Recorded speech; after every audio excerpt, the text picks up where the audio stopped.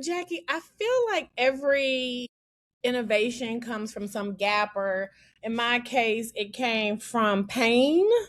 And I was raised not to complain, but to do something about it. So I actually went through a time of fertility issues.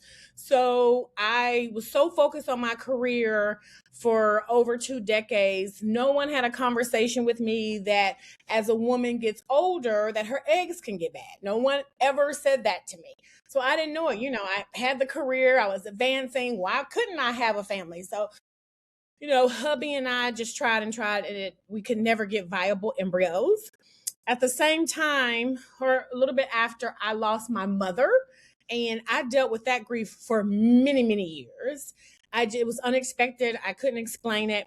But my nephew was born, and they were like, okay, well, what are you going to be called? And I said, Aunt Teet, because that is what my mother's name was.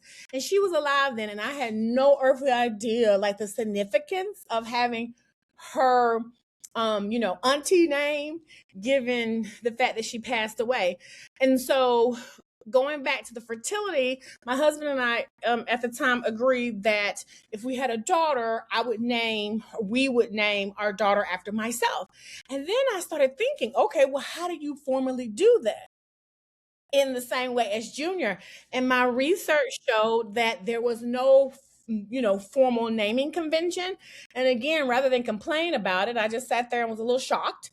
And rather than complain about it, I decided, well, I'll just start it. And there was a lot of research in terms of what makes sense, and outbirthed Junia. Of course, they're not Junias because they don't have the suffix of Junia or comma JN.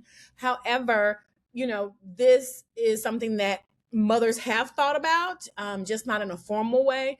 And it is very cultural. There are a couple of cultures that actually become juniors when they give their daughters their full name. So it's not new in the sense of naming, it is new in the sense of it being a formal naming tradition that elevates it and consider it just as significant as when a father names his son after himself. That's great.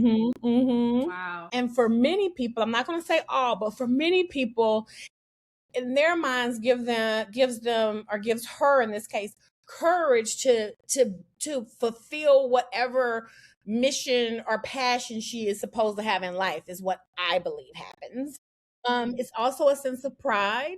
I've yet to meet a junior that wasn't proud to be a junior. I've yet to meet a father that wasn't proud to name his son after himself. And so it's exciting to know that there's now that opportunity for, females as well. And as I mentioned before, your name is the first thing you receive when you're born.